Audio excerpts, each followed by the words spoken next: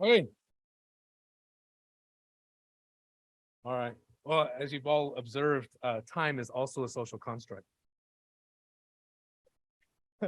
It's always a pleasure to be with Indigenous folks, and we use a Tongan term, "bava." We extend time as well, and so we'll see how I go. I'll do my best. Sakarik, maloa tau pongi pongi ni, morena koutou, buenos dias, good morning. Good to be with you all today. I descend from many peoples, including Afro, Arab, Jewish, and European. But culturally, I'm predominantly influenced by my ancestry to highland and urban Maya, including the Quiche of the many trees, the Chutuhil of the water hummingbird, the Cachiquel of the corn tree, and the Mam of the white earth. These are names of specific highland Maya tribes or societies, but generally, rather than Maya, we call ourselves Winak, usually spelled with a Q at the end in Spanish, meaning the people or person. But I use the English spelling of Winak with a K because it better reflects my positionality. As someone who was born and raised in territories occupied by the United States, where the colonial language is English, rather than the territories occupied by Guatemala, where the colonial language is Spanish. One of the earliest memories of my youth, however, growing up in Songane in Salt Lake City of Utah, is of my parents taking me to the mountains to attend a powwow. Searching for medicine in a new land among people we were continentally related to, but who were elder to us in that place, the seed of global Indigenous consciousness is planted in me. As recent converts, my parents, to my knowledge, had not yet been fully immersed in mainstream or dominant Mormon traditions and perspectives of the Lamanite. The connection I remember feeling at that time was not necessarily tied to religion, but to place, people, and a deep sense of time. However, as my parents' recent conversion faced a racialized, displaced, or migrant experience in a white settler colonial environment, investment in at least the appearance of assimilation became a strategy for survival. My mother taught me how to read in Spanish first, our inherited colonial language, which was now marginalized to a colonial English. She read to my sister and I from the children's version of El Libro de Mormón, or the Book of Mormon, where we confronted a range of mixed indigenous imagery associated with descendants of Lehi. I grew up being told and socialized that I was a Lamanite, even though it was not always clear what that meant. The images from the Children's Book of Mormon portrayed familiar and unfamiliar patterns, textiles, and styles, primarily from across Turtle Island, Ishimuleo, and Abiyala, North, Central, and South America, respectively. There were also many clearly racialized distinctions in the drawing of the Lamanites, who looked more like me than the portrayals of Nephites, such as the images you can see here, which you can still find on the official website of the church, still being produced and published as well. The top one there says, they became a dark-skinned people. God cursed them because of their wickedness. The middle one, the Lamanites became lazy and would not work. And I add the bottom one as well, where you have lighter-skinned Nephites. Later, you have an entanglement with the stories of Hagoth as well in the construction of Lamanite.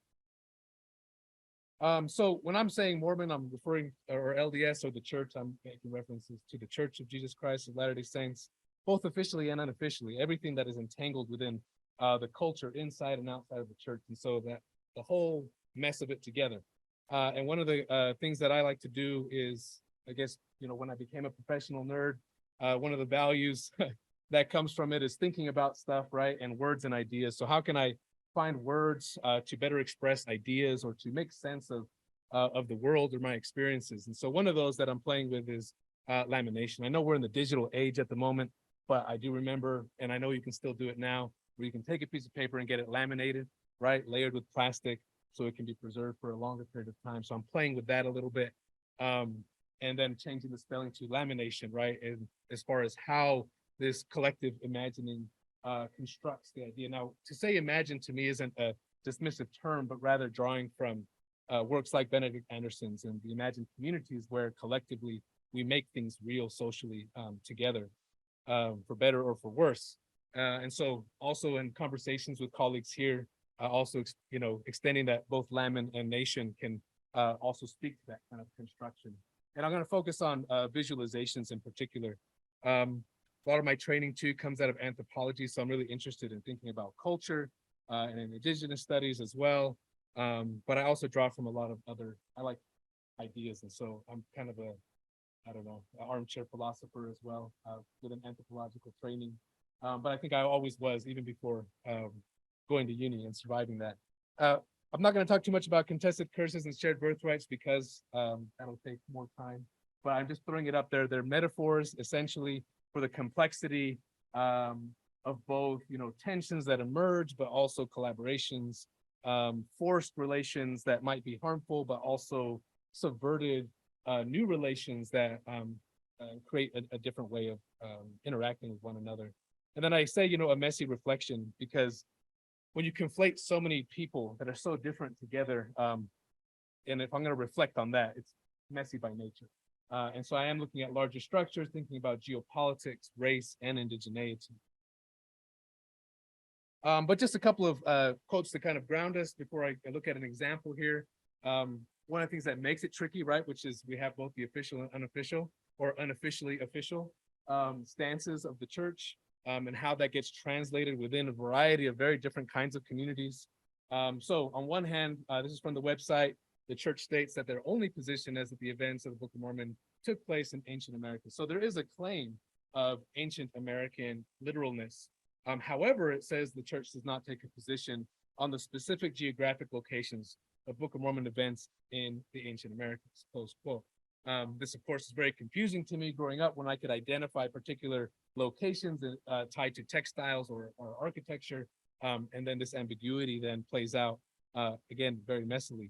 But I also want to shout out Dr. Angelo Baca and his seminal work, the documentary film in layman's terms. And again, because I'm interested in visualizations and how that teaches, again, officially, unofficial lessons or ideas. He says in his documentary, quote, "Images are iconic and powerful. They have helped to shape perceptions of Book of Mormon characters and Mormon culture, a perceived history of the first inhabitants of the Americas.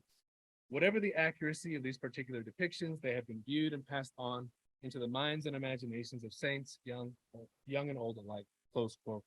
So whether they're intended to be accurate or semi-accurate or not, they become real as they also imagine a particular world and interpretation of such. So when I do make appearances to my local ward and I find this one, this image particularly always microaggresses me on the way in, but it's one I've had to contend with throughout my life. And again, there's a lot of assumptions here. The first, right, that a Palestinian Jew is somehow white with blonde hair and arrives in a hodgepodge of a location that isn't an actual real place, but I can identify physical locations that are tied to some of the architectural depictions in here, which are also literally whitewashed. They were once actually painted.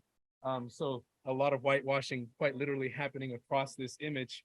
And then it was also used in the cover for the DVD of the Testaments produced and distributed by the church in 2000. So again, accurate or not, there's an ambiguous stance, but it's teaching something to those who are engaging with it or coming in relation to it. There's more to say, but I'll leave it at that for now. The other one I want to point out is from the 70s, and this is from an article in the Ensign. You can still find it on the church website if you have the direct link. It's kind of harder to find searching for it with the code words now or with the search words. And it says, who and where are the Lamanites? Again, giving a very specific geography and identifying people to that. The simultaneous expression of denying a location and then at the same time confusingly identifying actual places and people that combine a massive geographical range for the Book of Mormon avoids meaningfully interrogating difficult, uncomfortable, or challenging questions that have real implications for Indigenous peoples both in and outside of the church. Indigenous members of the church often have to emotionally struggle with confronting a dichotomous paradox of choosing between being Mormon or Indigenous, resulting in a range of responses from reconcilable interpretations of their identities with more nuanced practice to irreconcilable conclusions that lead to departure from the church in some form or another, of which we might see a range of today. Indigenous peoples who are not members of the church, when confronting Mormons or Mormonism, also have to deal with offensive imagery and contested narratives of who they are and what their history is. I imagine that for these and other reasons, the church began stepping away from overt use of the term Lamanite, despite having theological investments in the name and concept. It's kind of hard to shed it when it's canonized. So who then is a Lamanite today? The term, quote unquote, Lamanite has been contradictorily used, applied, and has fluctuated, both overtly and covertly, historically, both officially and unofficially as well. And while I've made references to 20th century images, such as this one and the previous one, the foundational ideas behind them, I would argue, remain despite the lack of public official use of the term Lamanite, which is why, for me, I'm using lamination as a metaphor for the preservation of these ideas well into the 21st century and quite recently as well, which I'll demonstrate. But the one thing I want to also highlight and point out that I'm just suggesting, but also believe that we should confront is considering, is this a uniquely Mormon expression? I think there are uniquely Mormon expressions and aesthetics here. However, upon, I kind of came back into global Mormon studies, having studied outside of it, but being Mormon myself. And so I'm still catching up with the literature in Mormon studies. My background is kind of more engaging with critical indigenous studies, the Black radical tradition, coloniality, decoloniality. So that's what I bring in with me.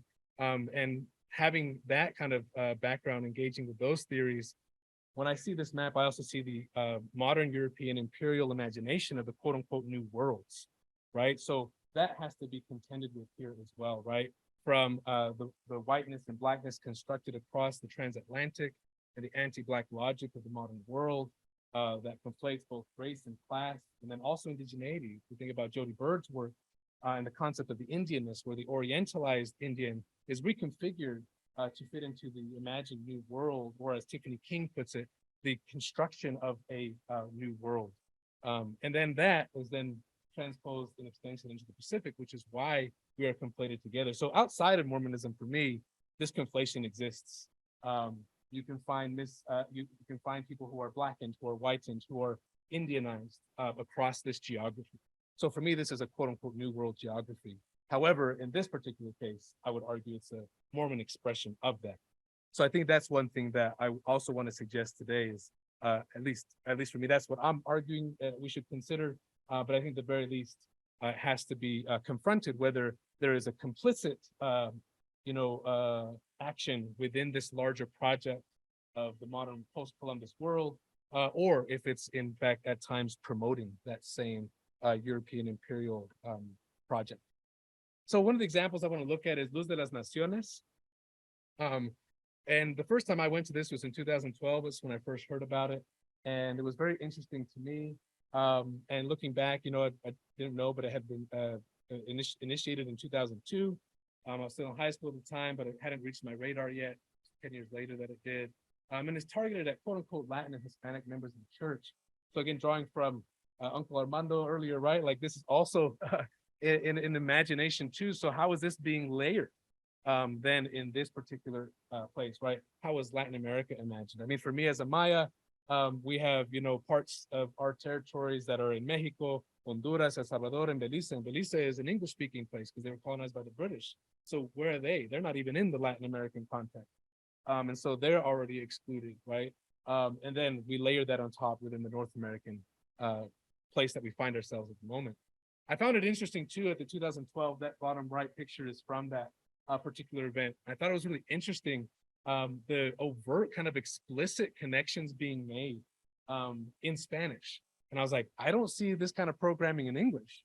I'm not sure if it would fly in the same way if it was targeted to Indigenous folks in North America. However, they were there performing, but it wasn't targeted to them. It was targeted to Latin Hispanic members of the church, how they are imagined within the North American context. And so for me, one of the things that I kind of felt at this time, I didn't have the language for it at the time, was that these performances and events that on one hand, very powerful performance arts that are very emotionally uplifting, from across the Pacific, from North America, from Central and South America, are then also leveraging geopolitical positions in very different Indigenous politics. And so for me, I try to be sensitive to this because I understand that in this context, right, racialized migrants or displaced folks are oppressed. However, sometimes in the context where they might be coming from, or because of the way Indigenous politics work, they might be in positions of power there. And so here, for me, I see a lot of experiences of born-again natives. However, in this context, you're then beginning a new creation story that might be in tension with the ones of the origin that you might link yourself to. And again, trying to be sensitive to the reality that there's a lot of layers of oppression here. And I would argue that my focus is mainly on looking at the systems and structures that I would argue force us into bad relations, or to use Hazel Carby's terms, imperial intimacies. And so I'm also interested in how those can be subverted to create more meaningful ethical kinships between each other. To further build on this example, the 2015 version, which is still available on YouTube, we'll see if it's still on there after this presentation, but it's a very overt and explicit. So the opening, again, all in Spanish, El Gran Dios Blanco, literally the great white God.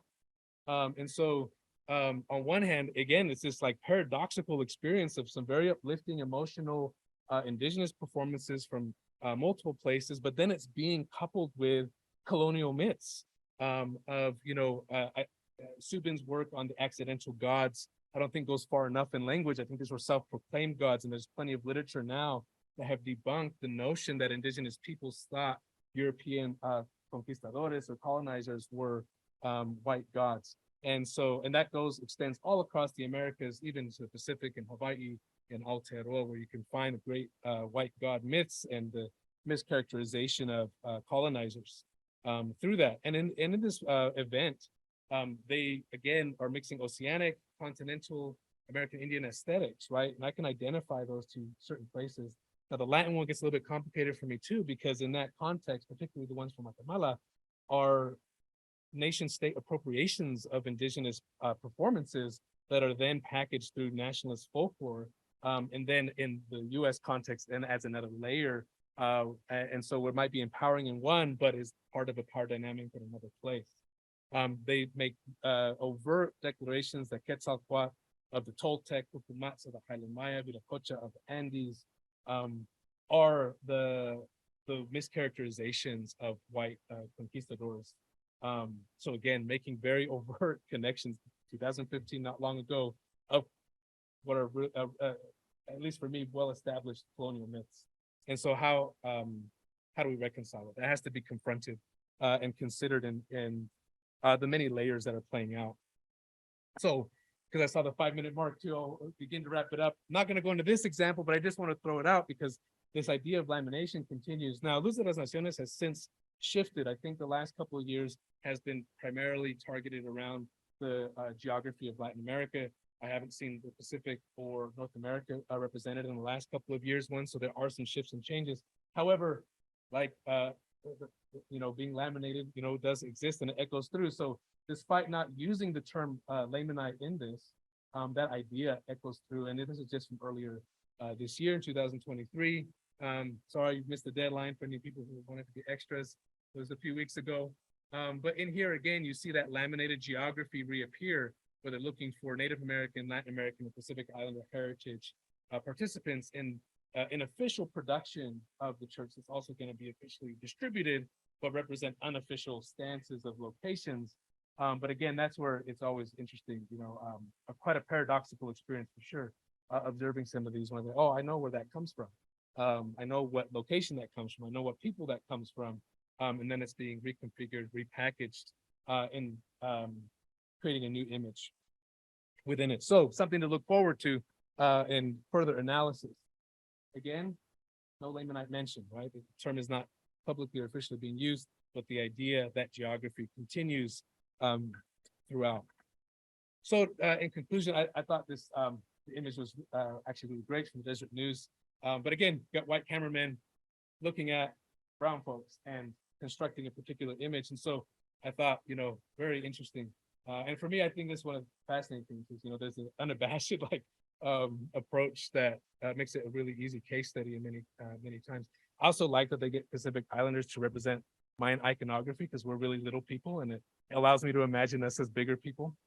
So that's one thing that is, I guess, this little silver lining. But within laminated peoples, right, you have colonial Americas and Oceania. Again, is that a uniquely Mormon geography, or is that a Mormon expression in language to a larger kind of European imperial project of modernity, and reflecting larger structures of both race and indigeneity or Indianness? And again, just didn't get to unpack these metaphors more, but again, the contested curses are both contesting the structural tension that exists with people in communities, but also between communities, that sometimes the onus and labor comes on them to have to distinguish themselves because they've been conflated with so many other people rather than putting that on the larger structure. Well, all right, I'll obey, I'll be obedient, and I'll listen to that. Thank you, Josh.